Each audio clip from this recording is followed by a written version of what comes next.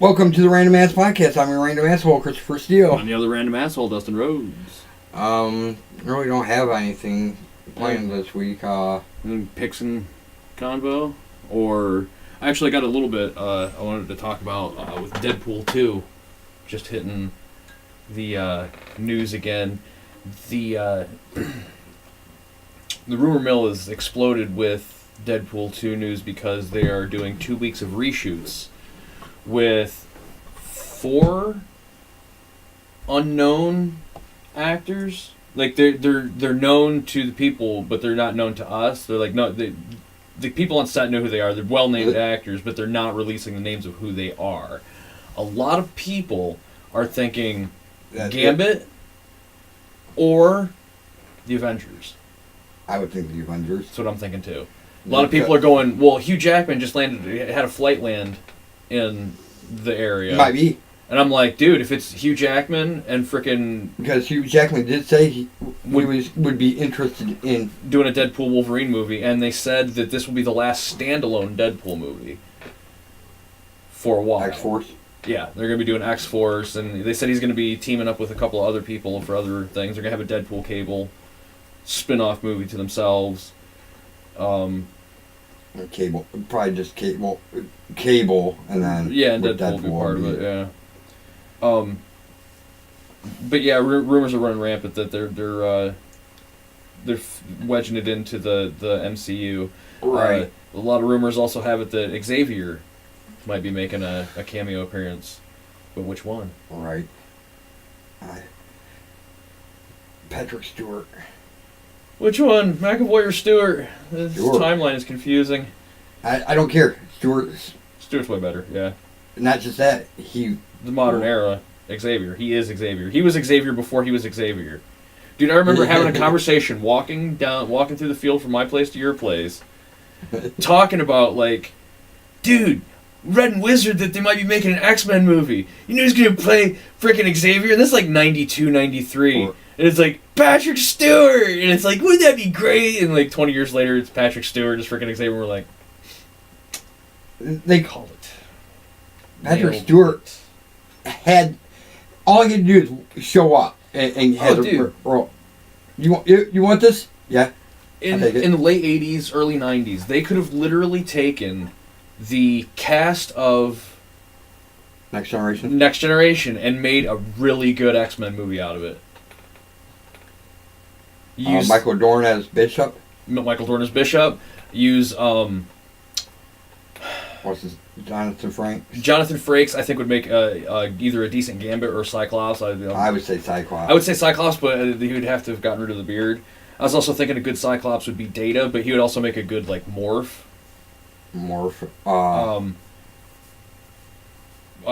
Jean Grey as Crusher as Jean Grey because she's already got the bright red hair. Throw a white streak in Troy, you got a Rogue because she's fucking works an accent like nobody's business. Yeah, like it's all right there. It's all right there. And in the crossover. Yes, I've read all of them crossover books. My God, those are a good. The actual book. Yeah, the books. There was one that was a comic and then the book. But the comic book didn't cross over with Next Generation. The comic book crossed over with the original series. No. The one I had was... Oh, did they make one? They made a comic and a book that was parts 1 and part 2. Oh, okay. The comic was part 1 and the book was part 2. And... it was really well done. I know I've read it. It was with Next Generation. I love the bit with the holodeck with Wolverine and Worf. Oh, that is. And the end of it, Patrick Stewart says in one timeline, Charles Xavier is like his great-great-great-great-grandfather or something. It makes sense. He's a distant relative. Well, what I think would have been cool is we were back on the subject of casting a Next Generation-esque cast for the X-Men. You could have got the dude from Big Easy to play Gambit. Oh yeah, I told you that right when I seen. I'm like, wouldn't he make an excellent Gambit? Fuck yeah! And I'm the show Big Easy, by the way. People, USA Network, old school. Used to run concurrent to like Swamp Thing or after wrestling for a while. After wrestling on Sunday nights. That's right. Look at this guy. He is Gambit. Yeah. Not anymore. I don't know. Maybe never can tell nowadays, man. He's like 50, 60 years old. He probably ain't even in shape. Yeah, but he could play a great old man Gambit. But taking that back, Brent Spiner would make a great Sinister. Yeah. Just he already has the kind. He's already done the kind of Data's almost Sinister as it is. Right, especially when he goes as does the deal up as what's his name? The brother. Yeah, not B4, but Lore. Or.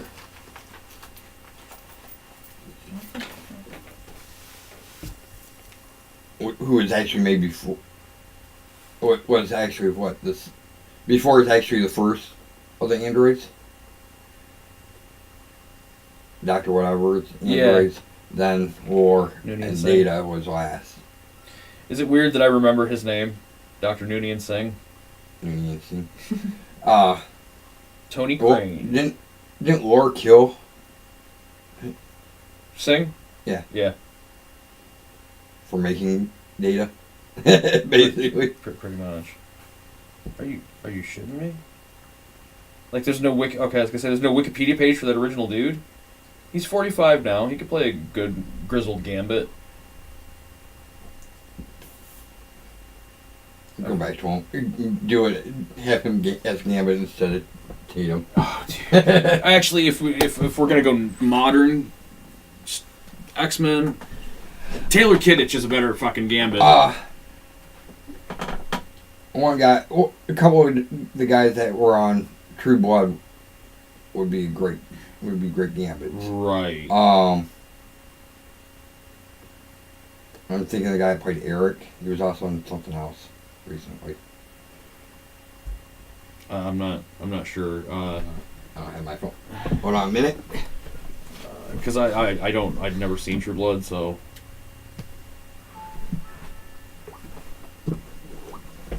He started something else recently. True Blood.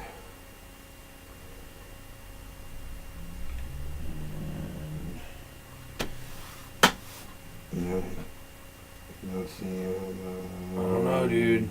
Here's a modern picture of the guy. I'll let you judge. I don't think he's aged at fucking all, dude. Here's his modern headshot. Let that hair grow, dude. He can still pull off a freaking damn good Gambit. Alright, so this is the guy I'm thinking. Like, seriously, here's another fresh headshot. Here's the guy I'm thinking for Gambit. Ooh, yeah. Oh, yeah, Alexander Skarsgård. Yeah. Yeah. I'm thinking him, or... If I'm not mistaken, his brother's the one that played Pennywise. Or possibly... I don't know if I can find... doesn't seem right. Damn it. Maybe him?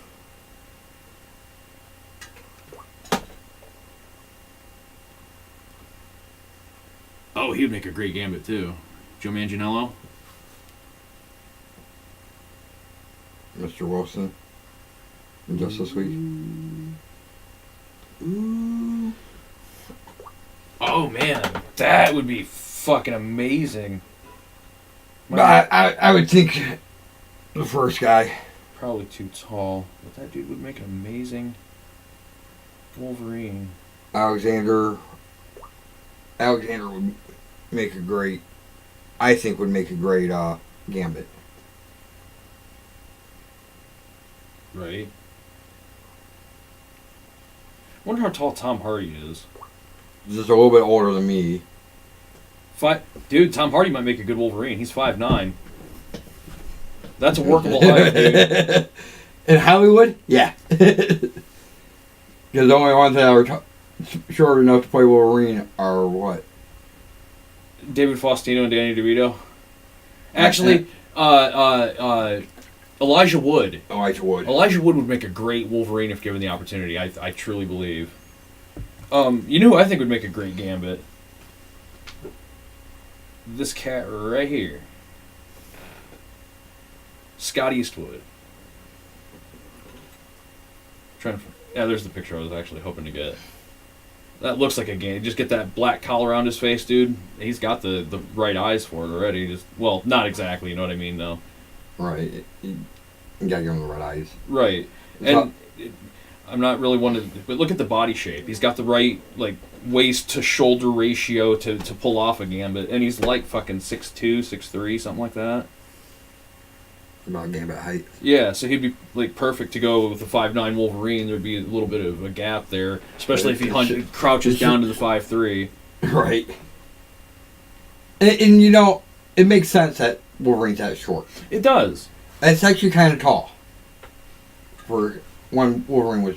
Right. 6'3" or 5'3" is pretty damn tall for middle 1800s. Right. People don't realize Napoleon Bonaparte. Yeah, they consider the Napoleon complex because he was short. Well, everyone was about that. He was actually tall for that era. Actually, he was the tall dictator. You know who would make a great Sabretooth? Go back to Tyler Bates. Tyler Mane. Yes. Braun Strowman. Yes. Exactly what I was thinking. Doesn't need to say any damn thing. Actually, have you seen Gene Snitsky lately? Yes. Snitsky would make an amazing... Dude, he is ripped beyond ripped. And he has the whole Braun Strowman look going. Right, and you put that fur around his neck, with just paint the abs in like as the color of Sabretooth. It's golden, dude. Wolverine's a hard one to recast, man. Lizzie Hale as Rogue. Yes. We will not get an argument on that. If you don't think so, fuck you. Right. This one's left field for a choice for Wolverine, but after seeing the Baywatch movie with The Rock, Zac Efron does this whole like Ninja Warrior course thing where he's like parkouring through this whole shit, and when he did fucking lands at the end, and the landing he takes, if he had the claws and just like that, it would have been perfect. Like the body size, shape, he's like 5'4", 5'5", so he's right in that perfect range. And he definitely needs something to take him seriously as an action actor, because he's got the chops to be an action actor. I think that would be a great spot for him. But there's a lot. Like I said, definitely Lizzie Hale as Rogue. Like I said, Alexander whatever for Gambit. Skarsgård's Gambit, yep. And we're talking MCU recasting here, when MCU fully grabs a hold. At least that's where I'm at. Right. You think about it, that kind of would be a good pairing. It would be. Lizzie Hale with Alexander Skarsgård? Dude, I didn't even think about that. He would make a great frickin' Wolverine. Scott Conn. James Caan's son. Let me see if I can bring up a picture of him. Have you seen the new Hawaii Five-0? Nope. He's the one that plays Dano in the new Hawaii Five-0. I'm trying to think. He's been in movies. I've only seen... He does good action. Is he one of the main two? Yeah. He's the short one of the main two because he's only 5'4". I've seen him in like one episode because they did a crossover with NCIS, yeah. NCIS, Los Angeles. Yep. I've seen that.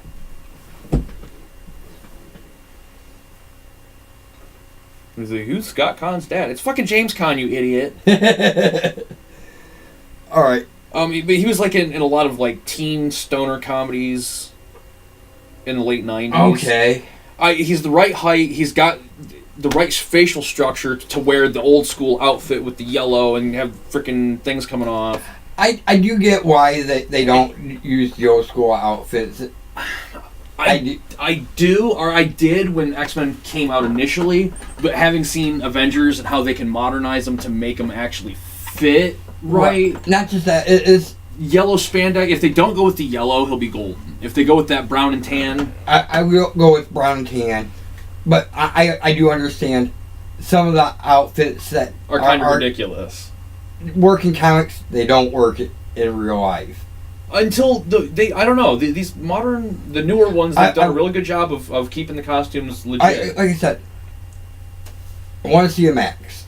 Yes. And Tatum would be fine as the Max. Fuck yeah, dude. He's got the right physique for it. Amazing physique. And he's got a passion for playing the Max. It would be like casting Ryan Reynolds as Deadpool. Give him the Max, take him off for Gambit. Yeah. Let's get one of those cats from True Blood to play Gambit. Right. Or I'll say it again. Or Taylor Kittich. He did an amazing job in the Wolverine and got no love for it. People were just like, that was terrible. I'm like, are you fucking kidding me? That was my favorite part of the movie. Actually, that's the reason I like the movie. Yeah, that's the one saving grace. I'm like, all right, Gambit, yes, fuck yeah, give me some Gambit. See, rumor has it that there is going to be a Max movie. Like that keeps coming up in my. Disney's gonna try to get a hold of it, huh? No, it's a DC comic, so it'd be Warner Brothers. Is it? Yep. I thought it was Image. It was published monthly by Image, but then collected in trade paperbacks by DC when they got the rights. Huh. So with DC having picked up the rights to the Max, dude, I would love to see the Max be one of the villains for Justice League. Again, just out of nowhere, there's this big, monstrous, purple, fucking badass. But beast. Who would you have as Mr. Gone? That's a tough one. You gotta You gotta get a guy with the right shaped head and shit. Well, maybe not, because in the effects age now, we could do a lot. I get that, but I would rather see it all done physically, like in camera. With him, Gone needs to be physically. Max, maybe a little bit digital CGI. Oh yeah. Easy, dude. Ron Perlman. Or Benedict Cumberbatch. Is that the one that did Doctor Strange? Yeah. He would make it, dude. Yeah, he would. It fucking reminds me of Doctor Strange. Like, I look at that and I go, oh, dude, that's an easy. Like, I could. You gotta get his head right, though. Oh yeah. Oh yeah. Benedict Cumberbatch, huh? Yeah, Benedict Cumberbatch or Ron Perlman. Ron Perlman. Ron Perlman would make a great Max, too. Kind of disappointed to see that he's not going to be Hellboy anymore. Somebody else is taking over the mantle. Yeah. But the thing is, they're basing it on the look that fucking he had for Hellboy. Like, literally, they're just digitizing him, putting him in a freaking mocap suit, and they're just making it look like freaking Ron Perlman. I'm like, just give it to Ron Perlman. Just give it back to Ron. I understand why, because this kid is a stunt aficionado. He does stunts and acting, so it's going to make it a lot more action-packed, get a lot more of the Hellboy action, hopefully. It would be nice. Because the other two Hellboy movies, great movies, but it seems like Kevin Smith directed them because there's a lot of fucking talking and a lot of fucking two-shots. Like, if that camera didn't move, I'd be like, alright, did Kevin Smith take a freaking alias for this movie? Right. But the camera moves too much, so it's like, nah, it's not Kevin. Which he has changed up on with Yoga Hosers and Tusk. There's a lot more camera movement in there. He's letting his camera guy and DP do their fucking job. Or he's just starting off as set the camera here, you guys stand there, talk. Give me a stick. Talk! Jay! I'm the only one that doesn't talk. Right. I'm the silent one. I get 2 lines per movie maximum. No. He had a nice little monologue in Chasing Amy. Which technically is a part of the Askew universe, but not a Jay and Silent Bob movie, as far as his his consideration is. He's like, that's its own thing. It's a prequel to Jay and Silent Bob Strike Back, is what that is. Actually, there's clues at it that happens right around the same time as Mallrats and Clerks. Yeah, because of the that happens funeral. They mentioned the whole. It's a month afterwards because of the funeral. Yep, I remember that. Actually, Mallrats takes happens place before Clerks. Right. The Askew-Universe timeline is actually kind of screwy because Dogma happens after Jay and Bob Strike Back. So, like, the technical... At this point, the story would go Mallrats, Clerks, Chasing Amy, Jay and Bob Strike Back. Within the middle of Jay and Silent Bob Strike Back, about the point where they would be getting picked up by the hitchhiker Nun, or by Carrie Fisher, they would be turning around and going back to Jersey, backtracking, and then coming back to finish their adventure. Because they have a comic called Chasing Dogma, which is the entire fucking story of Jay and Silent Bob Strike Back. It's the parts between Chasing Amy when they walk out of the diner and where they pick up in Jay and Silent Bob Strike Back at, getting shit canned from there. Or no, where it picks up in Dogma when they're in Indiana. Because they're looking for Shermer, Illinois. Because they got it in their head after going to Hollywood that Shermer, Illinois is the real place and bomb-ass chicks and they'd be the dope connection. And like, it's all right there. Same with the Planet of the Apes thing, Tim Burton's Planet of the Apes with the Abraham Lincoln thing. That was in the Chasing Dogma comics a good 7 years before that Planet of the Apes comes out. And then Kevin's like, okay, do you notice anything weird? He's talking to one of his reviewer buddies and like, can you bust out your Chasing Dogma comic and flip to like page 53? Yeah. Look at that panel, third one down. Holy shit, we just saw that in freaking Planet of the Apes. Right? Anything you want to say about it? Yeah, I'm really pissed and I'm considering legal action. Right. Like, and you probably could have won too. Oh yeah. I just love that like how much vitriol came out of Tim Burton for that. It was like the first thing was like I don't read comic books, and if I was going to read anything, it wouldn't be by that ass Kevin Smith. And he's like, we went to publishing with that, and get a call back from his freaking publicist. Yeah, there's like another laundry list of shit he wants to say on the situation. Yeah, we already went to publishing. Oh, okay. So apparently he just like went off about Kevin Smith fucking claiming he stole it from him. It's like, dude, we have eyes. You stole it from him. Right. Yeah, it's there. It's right here. All you have to do is look right here. Right here. And it's right there. Right there. Screen, comic. Oh, hey, it looks like a storyboard. That's actually, comic books are kind of storyboards. Wait. There's a movie called Walt Flanagan's Dog. Yeah, okay. My head just kind of exploded a little bit. Jay and Silent Bob and Walt Flanagan's Dog.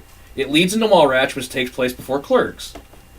Mallrats takes one day before Clerks. Then the Clerks animated series happens before Clerks as well. Then Clerks. Then the lost scene from Clerks with the animated scene where the keys and whatnot. Then the flying car from the Jay Leno thing. Then the Clerks comics lead into Chasing Amy. Chasing Amy leads into the Chasing Dogma comics, which leads into Dogma. That makes no sense because then Jay and Silent Bob Strike Back happens. So apparently they're like running around the country in the Midwest a little bit. Because the way Kevin had put it is that Dogma came after Jay and Bob Strike Back.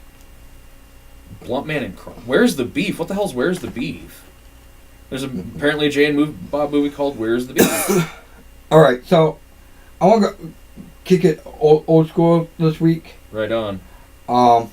Let's do picks. Nice. Alright. Just whatever you want. The shit of the week kind of thing? Yeah. Right on. What do you want to pick for movie, television, games, whatever? I'm going to start... It's going to seem kind of weird coming from me, but the movie A Wrinkle in Time, went to go see that in the theaters. Really fucking good movie. I was not... it's got Oprah in it. I'm like, The only movie that she has been good in so far is The Color Purple. And I attribute all that to Danny Glover.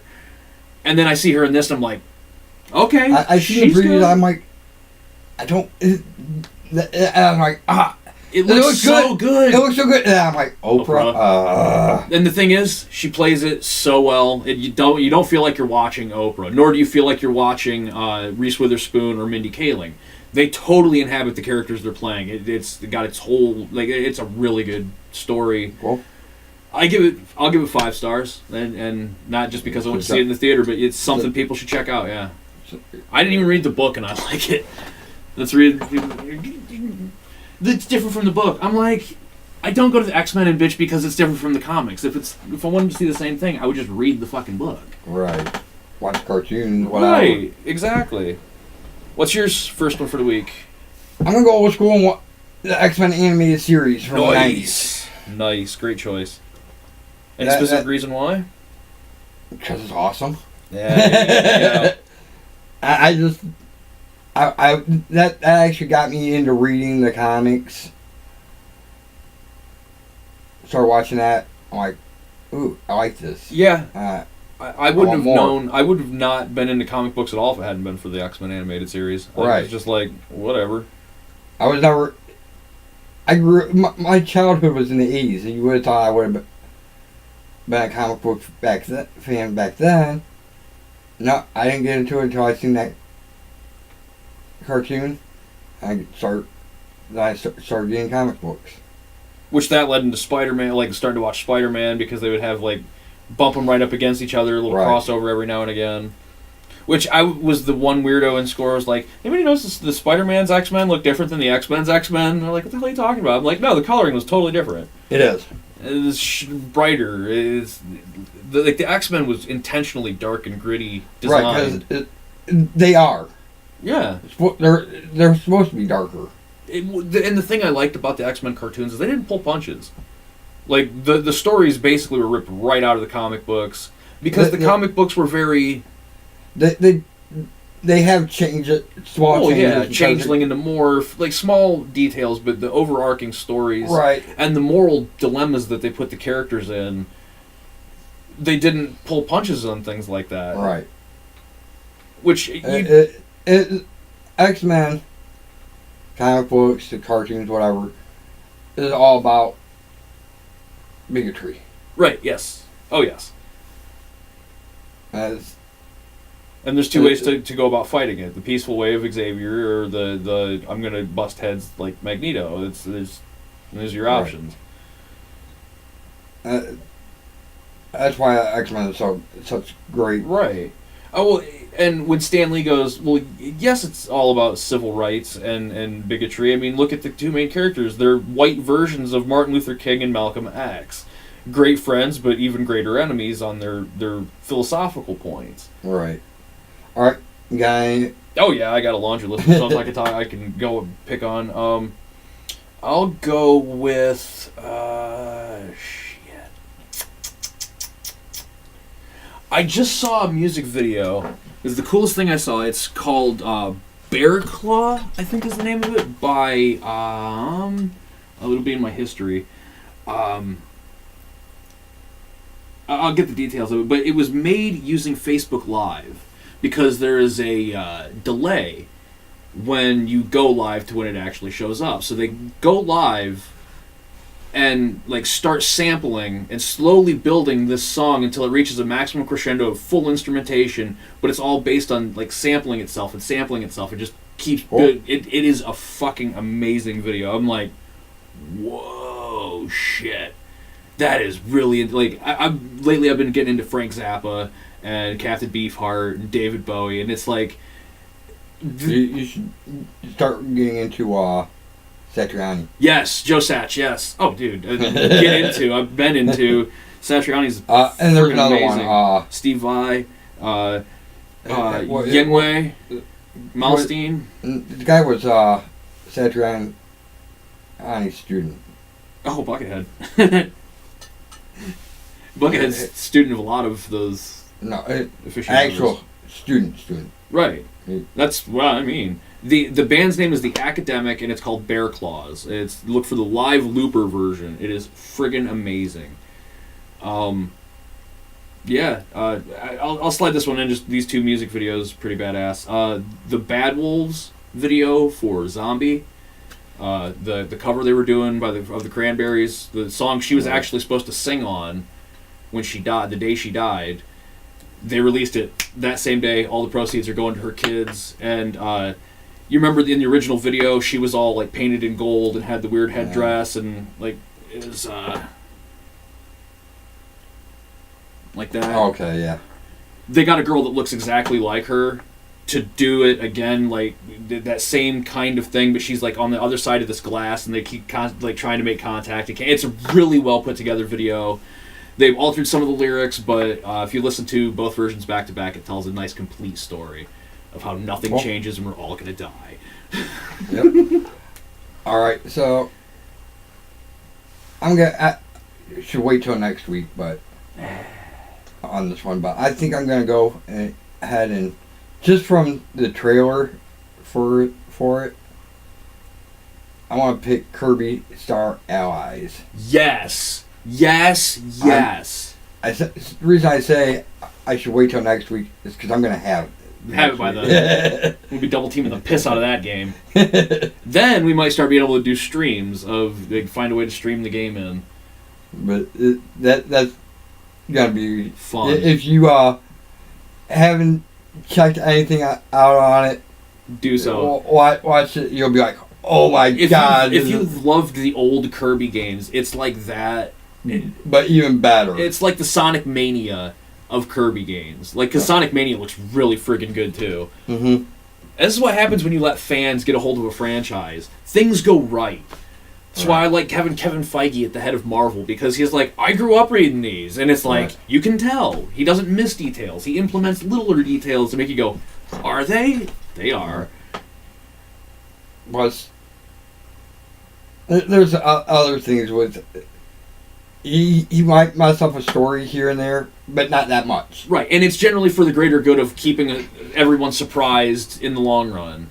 Or, plus... Or timing, even, because like the Age of Ultron thing, if they'd have just waited, like switched the Ant-Man and Age of Ultron movies around, they could have had Pym be the one to make Ultron, but they're like, no, Tony's our technological asshole that always starts shit, so let's make it Tony this time. Plus, they used, modified Vision's origin. Right. Which Vision never really had a told origin, and he just kind of showed up to Earth. And that was that. And there's Vision. It's like, okay. I like how they implemented the Mind Stone to bring him to life. You think when the Mind Stone gets pulled, it's going to kill him? Or when it gets pulled, it's going to expand he is just protecting it now. Right. It's not a part of him. It's just there. He's got it. He's its guardian. He's guarding it. Because basically. I know for a fact they let it slip. In one of the trailers, he gets all 5 in the gauntlet. Right. And then there's 6. Isn't there another one that's supposed to go right here? That'd be like the Soul Stone. No, the one that they haven't found. There's one on each. 2, 3, 4, 5. No, they don't. I don't think they have the one on. They got one on the thumb. That's. I don't know what the. There was only supposed to be 5. Right. That's the same thing I thought. But everybody keeps talking about the 6th stone, and I'm like. But 1, 2, 3, 4, 5. I was thinking maybe. No, because that's not right. It's one on each finger. Yeah, and they fucking have a big one spot. on the So it's like but the one stone that hasn't been shown yet, they've shown the other 5, and they keep talking about the Soul Stone. And I'm thinking, if you're gonna make the Soul Stone any place, you put it in Wakanda with the Black Panther, just as the mildly racist joke, the Soul Stones with all the brothers. But everybody knows. Most people are pretty sure it's in Hamidale. Yeah, which would make sense too. Brother's got Soul Stone, and he can see into people. He can see everybody. It wouldn't surprise me if it was in his weapon and not so much in him, like because he's always like when he has the sword that there's that but he gem. has the sword. Oh yeah, he lost that, didn't he? That got lost in the. In Ragnarok, he didn't have it because that's the key to the gate. That's right. And so it wouldn't be the key to the gate. Too obvious to just snag it from him. And he was able to use his power, quote unquote, to talk, or what I think was the Soul Stone, right, to talk to Thor. Okay. While Thor was on the Collector's planet. Right. And I was That's wrong. Collector, I told you about it last week and I was wrong. It's not Doctor Strange with Daryl. It's the Collector. It's friggin' Jeff Goldblum and Daryl, like, and he's just torturing Daryl. Game Master. Grandmaster, yeah. The Collector is Benicio del Toro. That's right. The Collector is in Guardians. Yeah. And according to the Contest of Champions game, they're brothers. Yeah. Yep. You can tell by the costume design of the makeup on the face and whatnot. And the fact the that they Collector didn't was make him actually look the original person to start, and Grandmaster comes in and they did it the other way. No. and beats out, basically takes over. Nice. How did we get onto that? Oh, Kirby. Yeah. Backtrack. You're picking Kirby, which that trailer is badass. Watch the trailer, play the game. Yes. Yes. We'll go one more each. My final pick is this summer there's going to be a movie coming out I want to check out. It's called Won't You Be My Neighbor? And it is a documentary of the inception all the way till Fred Rogers' death. But it's all of like the impacts that he made and shit. And I've been on a super big Mr. Rogers kick for some reason. It's weird. Frank Zappa, David Bowie, and Mr. Rogers. Okay, I guess. I am a weirdo. But they're helping me expand my art. I'm trying to hit 3 eyes. I want to inspire, I want to innovate, and I want to instigate. And what 3 better frickin' role models? Which one's which? Inspires Mr. Rogers, instigates Frank Zappa, and innovate is David Bowie. If there's anything about David Bowie that never changed, it's the fact that he's gonna change.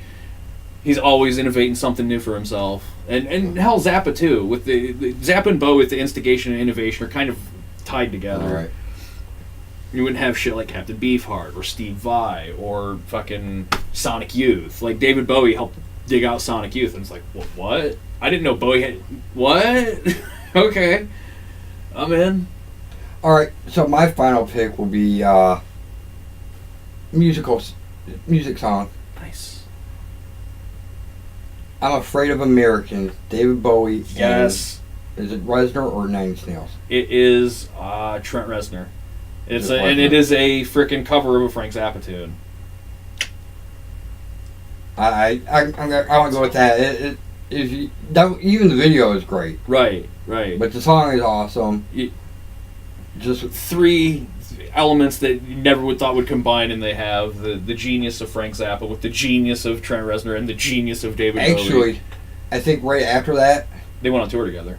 Not just that, but right after that, they did that song is when Bowie started producing Nine Inch Nails videos. Yes.